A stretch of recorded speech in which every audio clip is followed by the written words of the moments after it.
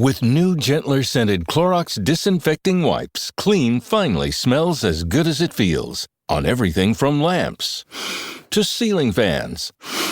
Even on your kid's toy shark. Oh, ouch. Clorox disinfecting wipes. Now available in crisp lemon. Find it on Amazon. Clorox. Clean feels good.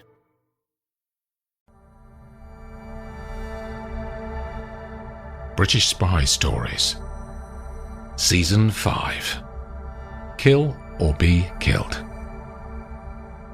Episode 23.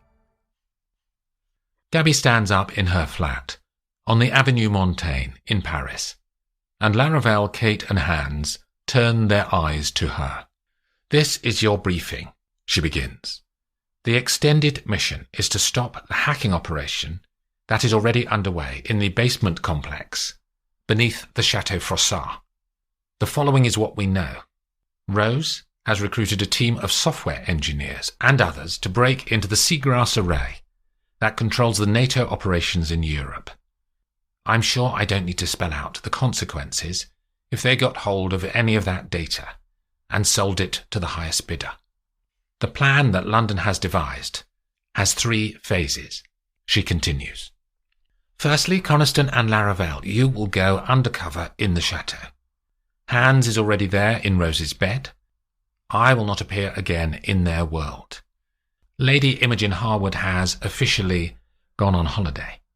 I'll run this operation from a command centre that Tech Branch are building on the top floor of a rented house in the main square of Frossard town, right outside the gates of the chateau. If I need to appear in public, I'll use the latex mask that I had for the robbery." The spies listen intently to her as they take in the information. "Laravel, you will join the workforce in the basement as systems support. You are still Duel, and you can reconnect with your contact, Sylvie Allah, who already works there. Your role will be to damage the software. GCHQ are working on attack protocols and will use one of their hackers into your earpiece to talk you through what needs to be done when the time is right. Comms Branch have sent an application to the Chateau, appearing to be you, and telling them about your skills," says Gabby. "London have also started blackmailing the woman who does Rose's recruitment, so your job is guaranteed." Gabby turns to Kate. "Coniston, there's a cover life kit in the second bedroom here for you. Passport, clothes, family photos and social media accounts in the name of Margot Fremont, your Hans' sister and a wasted rich girl. You're addicted and alcoholic, and have never done anything of note apart from spend your parents' money. You are going to turn up out of the blue and convince your darling brother to stay in the chateau. Your role is to undermine Rose's confidence and happiness, so she is on the back foot. Also, if we decide we need any lethal force inside the chateau, then that is you, Kate. We may terminate Rose if needed. Details to be advised." So phase 2 of the operation is to damage and undermine Rose, vandalize the code, and generally run interference actions. She pauses and Hans says, "Do I have a different objective apart from being Rose's lover and confidant?" "Maybe," says Gabby. "Once the 3 of you are in the chateau, we'll have to deploy tactics on the fly to some extent, depending on what's happening and what Rose does." "You said that there were 3 parts to the plan, Gab," says Kate. "London originally thought that we could destroy the hacking operation through our infiltration, and that would be sufficient. But we received more intel from GCHQ yesterday. They've been running a set of deep monitors on the interconnections and networks around the chateau. Rose's hackers are moving more quickly than we thought, mainly due to their use of AI tools that are making 1 million calculations a second on the vulnerabilities around seagrass. They'll find any weakness in the firewalls and be able to destroy the security layers much more quickly than has been possible in the past, pre-AI. The conclusion is that we have to physically destroy the basement equipment to stop Rose. That means a full-scale attack with more manpower than just us four.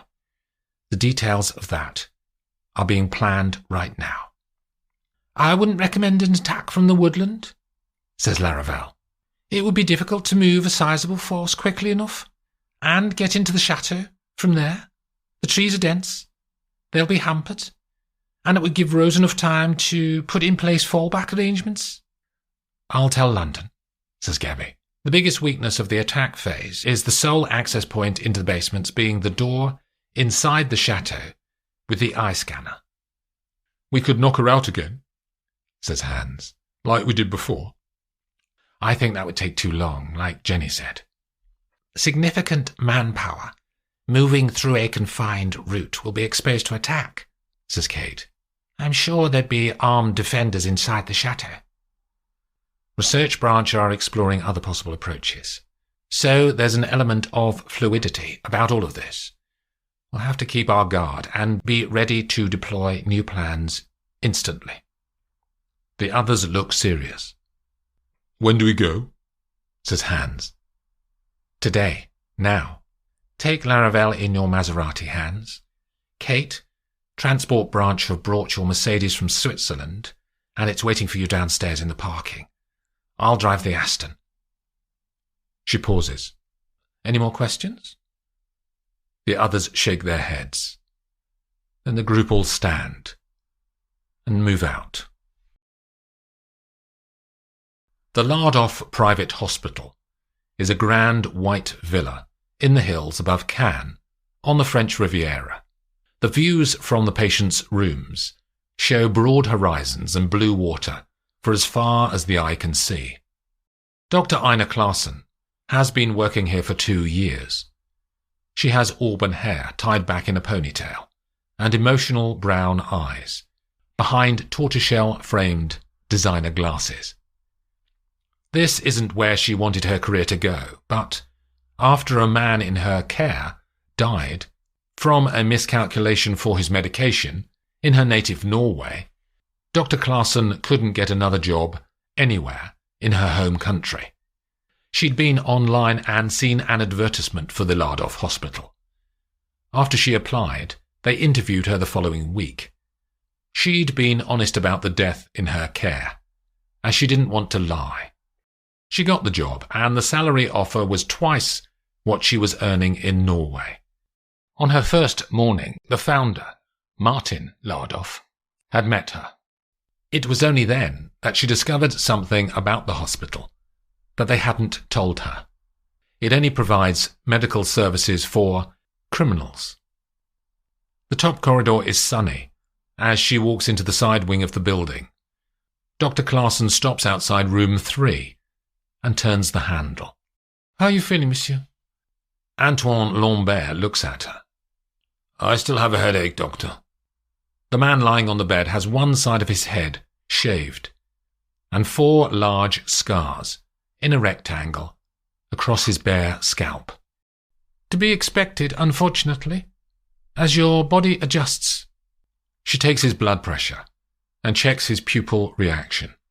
I can increase your morphine, but you'll be in pain for some time. The bullet in your head did considerable damage. You were lucky. She makes a note on an iPad hanging at the end of the bed. You have a visitor. Do you feel up to it? Who is it? He says. Monsieur Janvier. He's called in every day over the last week. Lambert opens his eyes wider, but doesn't say anything, which she takes as a yes. The door opens again 5 minutes after Dr. Claassen left. A thin man enters with short brown hair and dark eyes that seem black. Lambert immediately says, You need to do something for me, Francois. The British spies who did this to me. He touches the scars on his head. I sent my men to kill one of them in Paris, but they failed. I need you to find those spies. The brunette one and the blonde one. Why not leave it, Antoine? They think you're dead.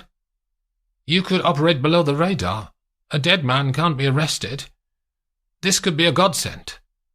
Lambert's eyes grow angry They have to die, or they'll come for me again. Kill or be killed. We'll try, Antoine. Not good enough, Francois, he shouts, but it triggers a stab of pain that rams through his body. Lambert grunts deeply and falls back against the headboard.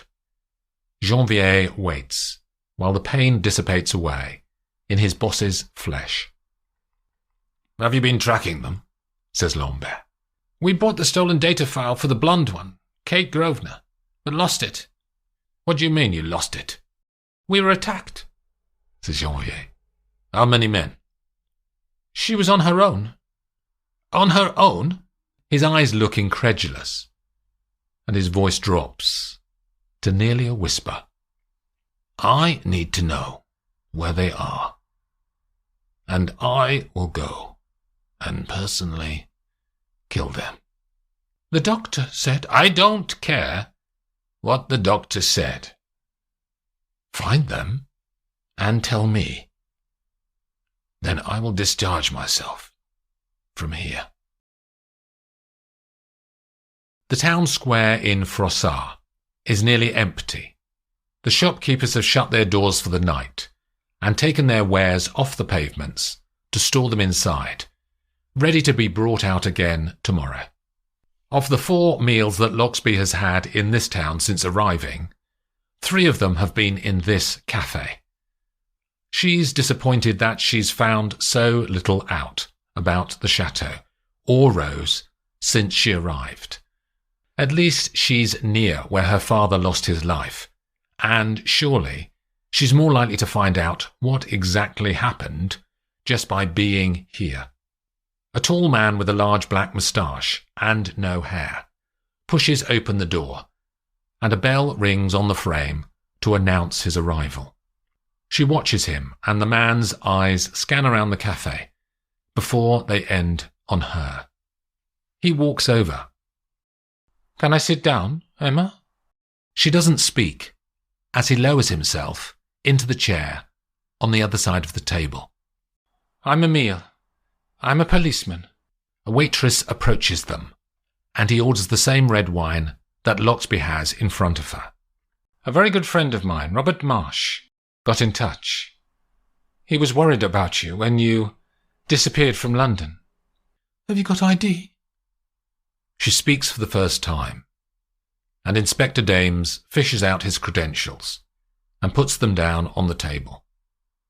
Loxby explores the card and sees that his name is Dames, the name on the report that Louis was writing. How do you know Rob? He was in the British Embassy in Brussels when he worked for GCHQ a few years ago. My job at the time involved liaison with the embassies. We worked together and became friends. Have you ordered? I'm starving. She shakes her head and hands him the menu next to her. He starts to read the choices, then looks up. We saw you coming out of Louis Jacobs' apartment a week ago. Loxby decides to not say much about that. The inspector continues. My junior, Tice, followed you. But he botched it on the train and scared you, I think, didn't he? She makes the faintest noise of agreement. Sorry, he's only been doing the job for a year, Dames says. His wine arrives. Cheers! He raises his glass, but she doesn't. You and I are on the same mission, aren't we? Trying to find Louis. I wasn't, she says. Why did you travel down here then after he disappeared? I didn't know he had. Dames pauses, wondering if he has given away too much. Tell me what you know, says the policeman. Riverside guessed you'd come here, because of your dad. The waitress returns and they order food. She thinks about whether she should tell this stranger anything. I need to make a call, she says. Loxby gets up and the bell dings again as she walks out into the April evening. She puts the phone to her ear. Rob? Emma, are you all right? Did Emile find you? Says Riverside. That's what I'm calling about. Is he kosher? Yeah, he is. He's a good mate. He's honest, which is sadly unusual. Where are you? Laid up in Zurich. I was shot, but it's minor. I'm quite enjoying having 2 weeks off to read and eat, to be honest. He laughs, then adds, Emma? Yes? Don't do anything stupid, will you? Honour your dad by being a good spy. He would have been proud of you. He probably knew you'd joined 5, but he wouldn't have been able to talk to you about it, because he was in the same game. It's the price we all pay, having to lie all the time. He pauses, but she doesn't say anything. We're your family now, Emma. That's the way I always see it. None of the people in the service ever know everything about us. I know. Her voice is slight. Thank you, Rob. What for? For sending Emile. No worries, says Riverside. I'll see you soon. The call ends, and Loxby walks back inside. Did I pass the test? Loxby drinks a mouthful of red wine and begins. Louis is part of the organisation who killed my father. They're criminals and are run by a woman who owns that chateau. She nods her head to one side, towards the grey gates across the square. I know about Rose Frossard, he says. How do you know they killed your dad? I just do. Why are you here? I came to see when my father died. And then what? Nothing. I just want to understand, says Loxby. The inspector breathes out. I thought you might know more about Louis. He's my mission. My boss wants him arrested. Dames drinks some wine. She smiles now. I've got the report he was writing for you. Back in my hotel room. I can guess how you got that. She looks embarrassed. After Boeuf Bourguignon and Clafouti, Emile pays the bill as he can claim it back. They walk out and across the town square. A low moon hangs over the chateau in the peaceful evening. Out of the silence they can hear shouting from one of the roads nearby, and the noises don't stop for several seconds. Might be a fight, says Dames. I'd better go and see if I can do anything. He walks away. As he rounds the corner, he can see 2 men in the road, near a blue Fiat. One of the men is large and is trying to push the smaller man into the car, but the smaller man is shouting and fighting back. Hey, calls Dames. Police! Let him go, monsieur. He walks faster towards the men. The large man ignores the inspector's plea, continues to shove the small man into the car, and hits him in the face to make him comply. He finally gets him in and runs around to the other side of the Fiat. He jumps into the driver's seat and starts the engine as Dames is 50 feet away.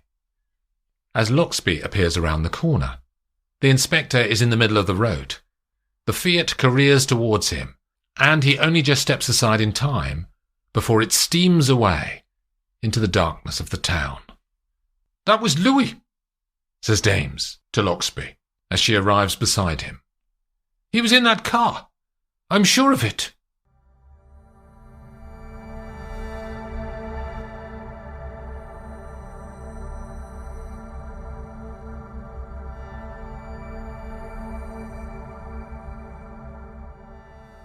Mint is still $15 a month for premium wireless. And if you haven't made the switch yet, here are 15 reasons why you should. 1, it's $15 a month. 2, seriously, it's $15 a month. 3, no big contracts. 4, I use it. 5, my mom uses it. Are you playing me off? That's what's happening, right? Okay, give it a try at mintmobile.com/switch. Upfront payment of $45 for 3-month plan, $15 per month equivalent required. New customer offer first 3 months only. Then full price plan options available. Taxes and fees extra. See mintmobile.com.